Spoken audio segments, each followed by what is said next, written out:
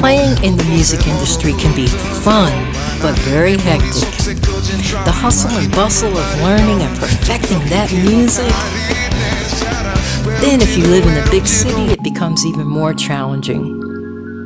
You're dealing with traffic, trying to get back and forth to rehearsals. The hustle and bustle of just dealing and getting back and forth on time.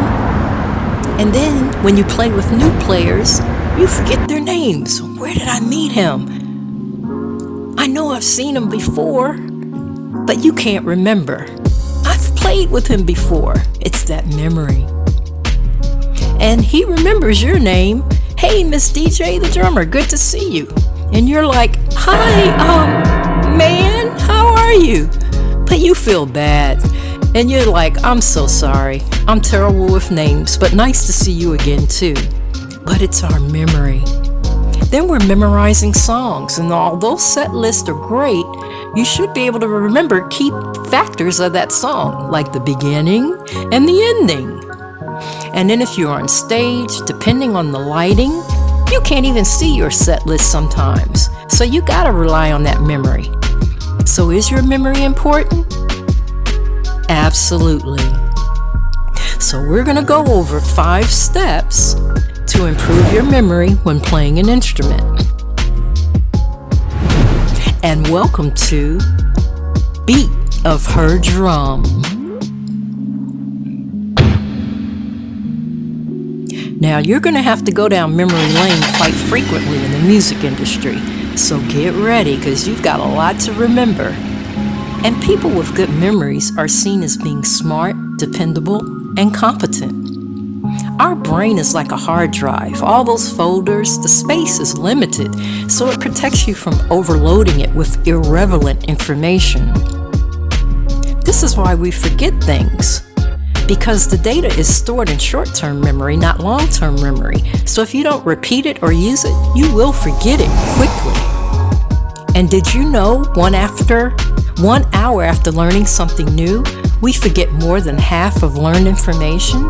After 1 day, we forget 30%. So let's go over these 5 quick ways. Your diet, repetition, record or document, learn by focusing on key parts first, and visualization. Let's go through it quickly. Now, I know you don't want to hear this, but a good diet is important. You gotta eat healthy brain foods with folic acid, things like broccoli, leafy vegetables, spinach, kale, and cabbage, and breakfast cereals that are fortified with vitamins. And then, of course, you got to have that vitamin B12. Things like eggs, milk, lean meats, seafood, beans, nuts, and fish, the protein type foods. Moving on, repetition. Now, we all know about effective practice. You got to practice. But it's the recalling the information. There's a study called spaced repetition that can help you to memorize things quickly. Now, spaced repetition, this is a learning technique. And what it does, it takes the information that you need to memorize and repeating it across increasing intervals. Like the first repetition, right after learning something, repeat that information. The second repetition, 15 to 20 minutes. Give your brain a rest after 6 to 8 hours. And the last repetition is after 24 hours. Give it a try, see how it works. And we got to record or document. Now, have you ever come up with a great song? You were at rehearsal, came up with an awesome hook, but you can't remember the song, you can't remember the hook, you can't remember the key. We gotta record. We gotta use our phone or a pocket recorder or just write things down. Moving on, focusing on key parts first. Take small bites, measure by measure. If you're learning a song, or you can memorize the main parts first, then go back to the smaller details. And visualize. Now, visualization is an effective memory technique, and as crazy as it sounds, that imagination of yours can help your brain to remember things. Imagine yourself playing in Rome.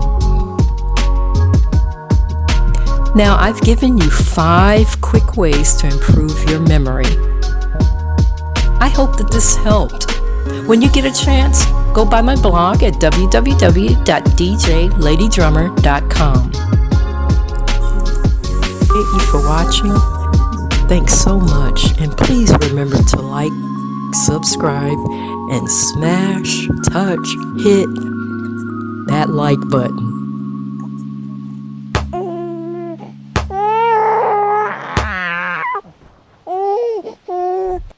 And remember, don't miss a